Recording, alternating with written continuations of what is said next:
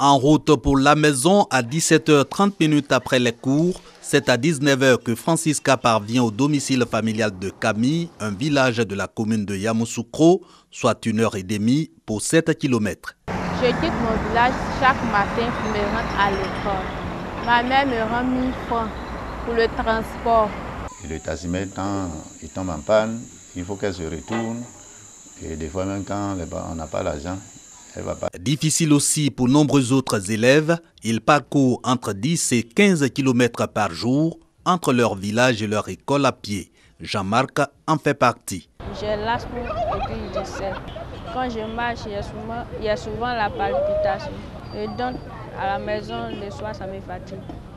Conséquence de ces longues distances, maladie, retard et absence des élèves au cours, résultats scolaires médiocres. Des données que le Rotary Club de Yamoussoukro et son partenaire français veulent améliorer.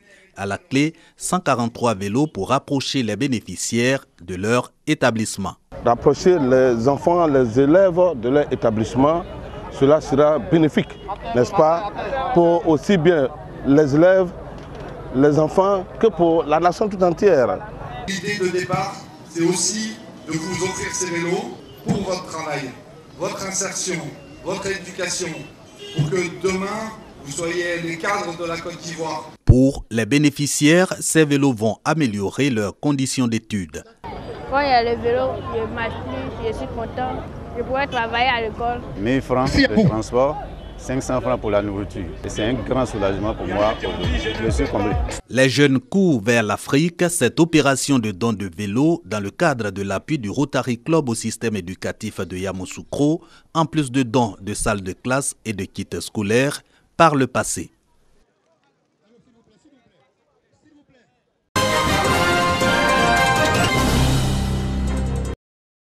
Non à la surcharge, peut-on lire sur des t-shirts. Le Haut Conseil du patronat des entreprises de transport routier en campagne d'information et de sensibilisation à travers le pays. Après les régions du Poro et du Beké, la délégation conduite par Diaby Ibrahim a eu une séance de travail avec les transporteurs, les commerçants et les représentants des associations de consommateurs à la salle Rotary de San Pedro. La réorganisation du secteur et la tenue très bientôt des états généraux du transport ont été évoqués au cours de cette rencontre. Aujourd'hui, il s'agit pour nous de nous approprier le règlement 14 de l'UEMOA, qui a été donc mis en place par nos pays afin de préserver le réseau routier et de faire en sorte que les camions qui circulent désormais sur nos routes puissent circuler avec des poids normalement chargés pour que, in fine, la vie du conducteur soit protégée, la vie du matériel roulant soit protégée et la vie du réseau routier soit protégée. Il y a des projets de réhabilitation du tronçon Soubré-San Pedro qui sont là. Et nous voulons ici saluer cette démarche gouvernementale qui vise aujourd'hui à réhabiliter nos routes et à reconstruire nos routes. Donc l'idée aujourd'hui, c'est de tout faire pour que ces efforts gouvernementaux ne soient pas anéantis par les surcharges des camions que nous avons. Si l'État dit d'annuler les surcharges, on est tellement d'accord, mais on voudrait aussi que l'État mène un bon goudron entre Abidjan et San Pedro, pour que les gros camions et les cars roulent normal. Un véhicule qui est chargé, au moins, qui doit prendre 40 tonnes, s'il prend 60 tonnes, 70 tonnes, il peut faire sortir de route.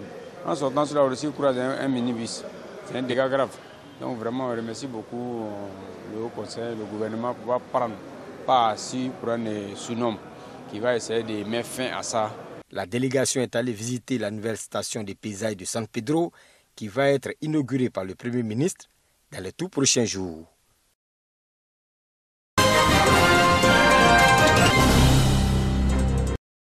« 8000 accidents en moyenne enregistrés chaque année en Côte d'Ivoire. Des accidents de la circulation qui tuent plus de 800 personnes et environ 12 000 blessés.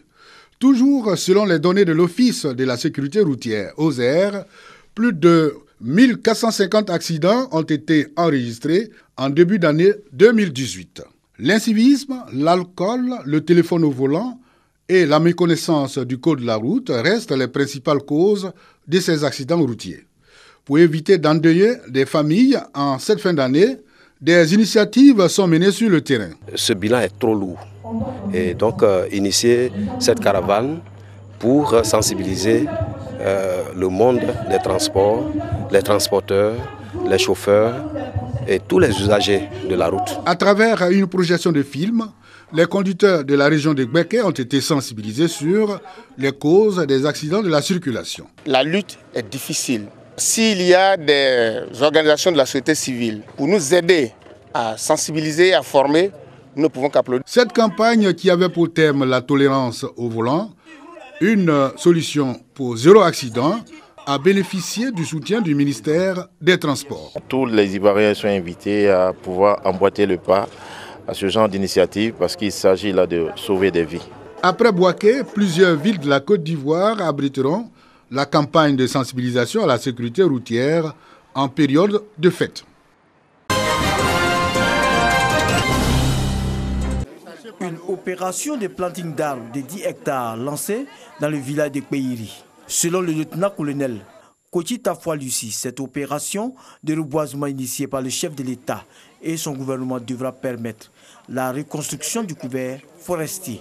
Pour ce faire, il va falloir prendre des mesures de protection et adopter des comportements susceptibles d'améliorer notre cadre de vie. Au nom des habitants, Kochi Tafwa Lucy a invité toute la population à adhérer à cette politique de reboisement initiée par la direction régionale des eaux et forêts dans la région de la Nawa.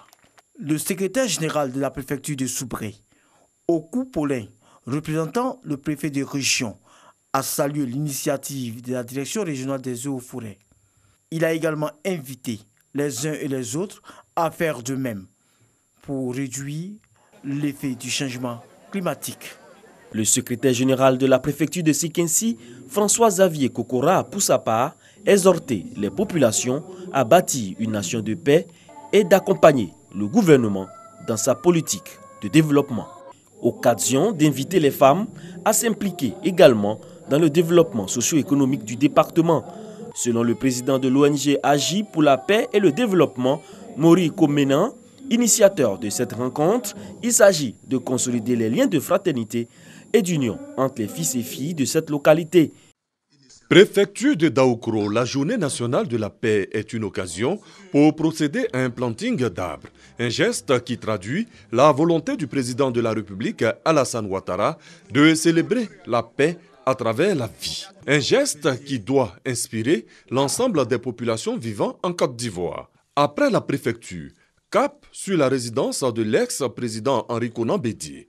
C'est le 7 mars 1996 que, par décret présidentiel, l'ex-chef de l'État Henri Konan Bédié avait instauré cette fête.